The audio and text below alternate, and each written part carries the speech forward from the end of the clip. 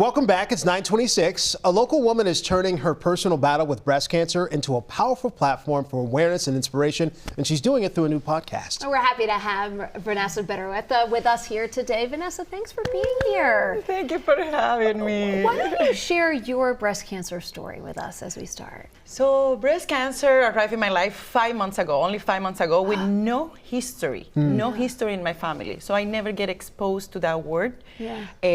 Only 2 months ago, I go through a full mastectomy, unilateral mastectomy. My body is healing well.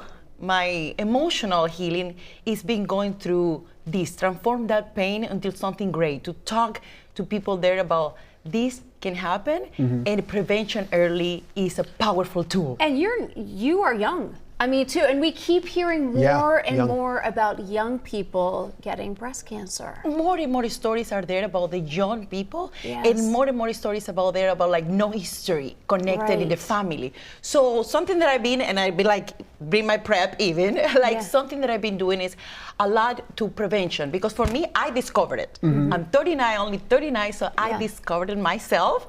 How I do it, if you don't mind, guys, I discovered it basically just going through, like touching and looking for what is there. What I am looking, because the self-exam is something that we talk a lot, but sometimes we don't know what exactly we're looking. So what we're looking is like, what I found was a kind of a walnut in my underarm. And it was hard? It was hard. Okay. It was a little painful. That one was a little painful. Okay. But then I was like, something here, I need to go doctor. Then that progressed to what I see like a cheese curd or like a popcorn in my breast. I started to touch it, and I was like, it's something there, and I can pull it, I can touch it. It's not painful. It's not hard, but not that soft either. So it's something that we can look at forward. Sometimes people tell me about, what about if I'm too scared to do it? If you have a partner, invite your partner. Like, hey, like, can you help me with this? Talk to the doctor. The doctor. Talk to us about your podcast, because tell us about it. Well, the podcast is something like the stories help me so much.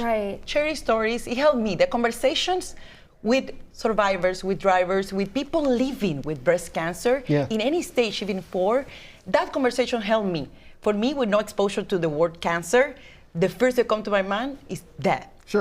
After I start inform myself about what is this, and having this conversation, it helped me so much to my healing. So this is what I create this podcast. You know what? This healing is through information. To understand the breast cancer for stage 1 and 3 is curable. Stage 4 is manageable. These conversations of hope. As I call my podcast, like, this is just like a real talk for real hope. Like, I'm very optimistic, and I'm very energetic, and I'm very outgoing, like, let me go and find the information. But it's people, there's not like that. They don't look for that conversations. What about if I'm in my home recovering? So you started a podcast now. I understand there are works for a book possibly in the future too? Yes. And this book is for the persons there. It's a little memoir, but it's also for the people there going through this. This is not an easy journey. And I carry on, like, doesn't matter if, when you see people carry on like that, well, doesn't matter if inside is not very, very, like, a lot going on. So this book will be for the person there that's going through this. It will be a little splash of memoir of my story, but it will be more like a book with art, with poems, with tools, with resources. So many resources, especially here in Minnesota.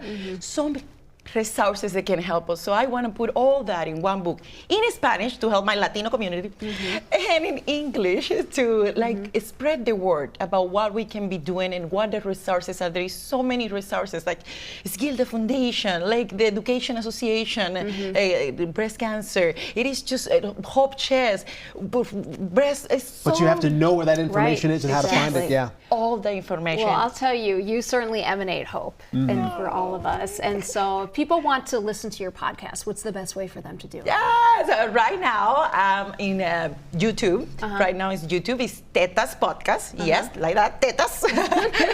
And this week, because everything is happening so fast, so this week we go in Spotify or the platforms in order to have access. Fantastic. Awesome. But right now, like for now, it's there. It's Tetas Podcast, and you can tune in and go for it and have a real talk and hear about these real stories. and we'll real make sure hope. when we post this story, we'll make sure we have a link that people can get to it. Vanessa, it was so wonderful Thank you to so have you much. on today. Thank you so much. I got a rainbow for you guys. Oh, Thank you. Thank you. Thank you. Thank you. Yes. Thank you so much for having it. Spread the word.